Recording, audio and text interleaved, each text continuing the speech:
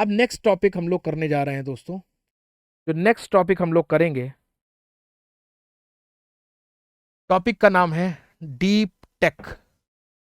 Topic का नाम है डीप टेक। अभी तक किसी बच्चे को कोई डाउट नहीं आते? देखिए डीप टेक क्या कहता है। हाल ही में न्यूज में क्यों रहा, पहले हम ये समझते हैं। हाल ही में हमारी जो फाइनेंस मिनिस्टर हैं श्रीमती निर्मला सीतारमन जी, उन्होंने बजट में अनाउंस किया है कि हम डीप टेक जो सेक्टर है उसको डेवलप करने के लिए कुछ स्पेशल एफर्ट्स लेने की बात कर रहे हैं। देखिए, finance minister Nirmala Sitharaman promise to launch a new scheme to strengthen the deep tech capabilities in the defence sector और ओवरऑल सेक्टर की भी इन्होंने बात करी थी। डीप टेक क्या होता है? देखिए, हमारे देश में जो इमर्जिंग टेक्नोलॉजीज हैं जैसे कि बायोटेक, देखिए लिखा होगा यहाँ पे, जैसे कि बायोटेक, नैनोटेक, अगर आप देखें तो आर्टिफिशियल इंटेलिजेंस, अगर आप देखें ब्लॉकचेन बहुत इंपॉर्टेंट है। आज मैं आपको ब्लॉकचेन भी पढ़ाऊंगा, मेरा मन कर रहा है।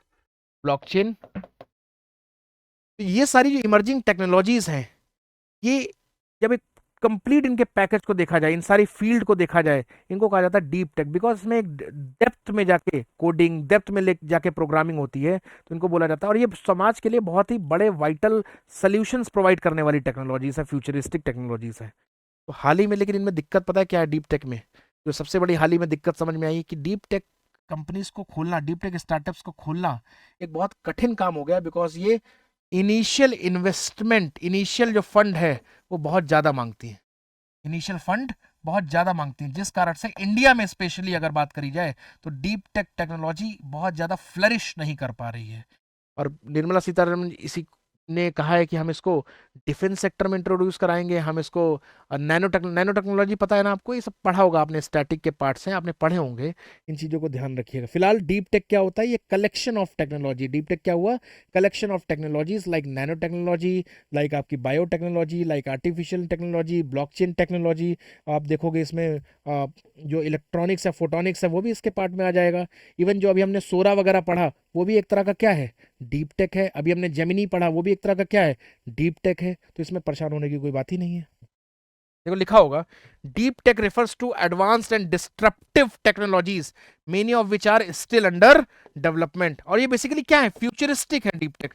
आपको यूपीएससी क्या क्वेश्चन पूछ सकता है? यूपीएससी क्वेश्चन पूछेगा the recently in news deep tech refers to, तो deep tech refers to a collaboration of technologies which are futuristic in their orientation, and उन पे अभी भी रिसर्च चल रही है। क्या डीप टेक सेक्टर की प्रॉब्लम्स क्या है? तो प्रॉब्लम है उनकी सबसे ज्यादा इनिशियल फंडिंग, इनिशियल फंडिंग, जिस कारण से स्टार्टअप्स इस फील्ड में घुसने से डर रहे हैं बेसिकली। क्लियर हुआ नहीं बेटा? समझ में आया?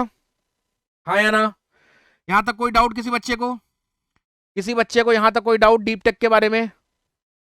अभी तक हमने जितना पढ़ा, किसी बच्चे को कोई डाउट? देखिए, अच्छा आप लोग क्या कहते हैं, हमारे देश में डीप टेक डेवलप होनी चाहिए कि नहीं होनी चाहिए? और होनी चाहिए तो इसके क्या प्रोज होंगे, क्या कौन होंगे, ये मेंस में पूछा जाएगा। पर यूपीएससी इस टॉपिक पे एक ही क्वेश्चन पूछेगा, ये बात मानिए ना मानिए, कि डीप टेक क्या होता है। Recently news deep tech refers to एक डेफिनेशंस दे देगा, और जनरली यूपीएससी की पैटर्न जो मैंने एनालाइज करी वो उल्टी डेफिनेशन देगा, गलत डेफिनेशन देता है, तो आंसर जनरली गलत होता है। समझ में आ रहा नहीं आ रहा है? स्टेटमेंट देगा ऐसे उल्टा सीधा कर देता है, तो इस चीज को समझ लीजिएगा। Deep tech group of technologies को रेफर करता है बेसिकली। सरकार भी इस पे बहुत सारा काम कर रही है, इसमें ये सब लिखा है, आप देख लीजिएगा बाद में पीपीटी में, बहुत इंपॉर्टेंट नहीं है वो वैसे।